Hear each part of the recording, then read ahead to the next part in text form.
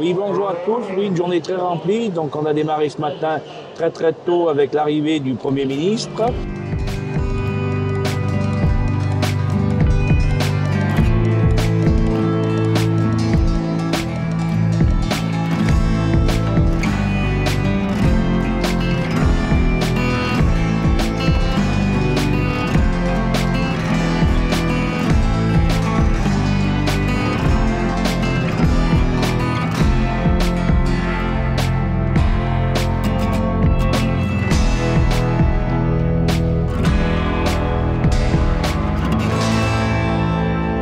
Et l'événement ce matin, bien sûr, Yves, c'est RTL en direct de ce salon de l'agriculture. Vous évoquiez à l'instant le Premier ministre. Il est arrivé il y a quelques minutes. On a d'ailleurs vécu ensemble sur RTL son arrivée. Premier échange avec des éleveurs dans des conditions tout à fait cordiales. Un accueil même plutôt chaleureux. Et il est en ce moment même à la salle de traite au salon.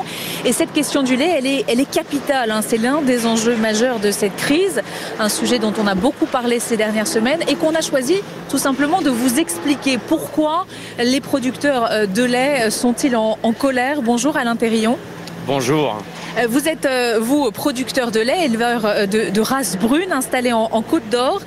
Vous avez 80 vaches laitières qui produisent 700 000 litres de lait par an, c'est bien ça? Oui, c'est bien ça, oui. Quel est le problème? C'est le problème du prix du lait, le prix auquel vous vendez ce lait, c'est ça? Oui, aujourd'hui, avec notre niveau de charge actuel, la hausse de l'énergie, l'électricité, le fuel, une revalorisation de notre produit est nécessaire. On vit encore de notre métier, mais il faut garder le cap. On doit moderniser nos exploitations, les rendre attractives, qu'on puisse garder nos jeunes. Et ça, aujourd'hui, c'est important pour tous nos territoires. Alors, pour qu'on soit très concret, aujourd'hui, combien vous coûte ce lait à produire? Combien est-ce que vous vendez et combien il faudrait qu'il soit vendu? Voilà, aujourd'hui, j'ai un coût de production qui est quasiment à 400 euros. Mon lait est vendu à 420 euros. Donc, 40 centimes le litre pour qu'on comprenne, 42 centimes vendus. Vendus, et aujourd'hui, on ne peut pas avoir moins de 45 centimes pour donner un peu d'oxygène à nos exploitations et pouvoir dynamiser et rendre attractif notre métier. 3 centimes multipliés par 700 000 litres de lait, je fais le calcul rapidement, ça fait 21 000 euros en plus. 21 000 euros, c'est ça, et c'est que les quelques centimes par rapport au volume produit, c'est vite une bouffée d'oxygène. Stéphane Joandel, bonjour, merci aussi d'être avec nous. Bonjour. Vous êtes vous le vice-président de la Fédération nationale des producteurs de lait. Il y a un mot qu'on a beaucoup entendu ces derniers jours, c'est cette histoire de prix plancher proposé par Emmanuel Macron. Est-ce que, d'après vous, producteurs de lait, c'est la solution? Le prix plancher, j'ai envie de répondre. Aujourd'hui, on a fait cette loi Egalim avec des indicateurs coûts de production. Si la filière aujourd'hui était sensible et voulait sauver cette filière, appliquons Egalim avec ses coûts de production. Avec l'interprofession laitière, appliquons avec des coûts de production où on permet, et la FNPL pousse aujourd'hui pour qu'on ait une rémunération à 2 SMIC.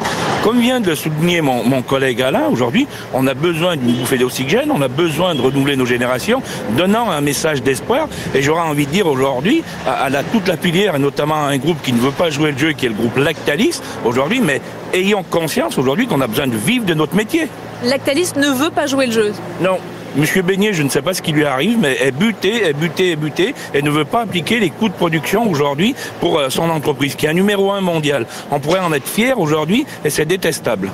Un grand merci à tous les deux. On a essayé de faire le point sur cette filière lait qui est effectivement une filière dont on va beaucoup parler tout à l'heure avec le Premier ministre. On a continué avec une conférence de presse où on avait 13 journalistes qui voulaient comprendre un peu la position de la FNPL, la Fédération nationale des producteurs de lait, aujourd'hui sur pas mal de dossiers. Je pense qu'aujourd'hui, l'Europe ne veut pas considérer l'élevage de bovins. Voilà. Elle est persuadée que pour sauver le climat et la planète, aujourd'hui, il faut supprimer l'élevage de bovins, qui est une erreur monumentale, totalement monumentale.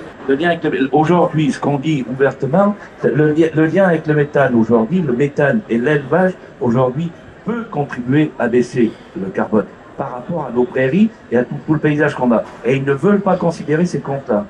Après, avec M. Descrozaille aujourd'hui, où là, je me suis aperçu quand même que quand on parle de prix et une juste rémunération des producteurs, c'est un vrai débat avec nos deux autres familles Les transformateurs ont l'impression que ce qu'ils soient coopératifs ou privés ont l'impression de faire le maximum.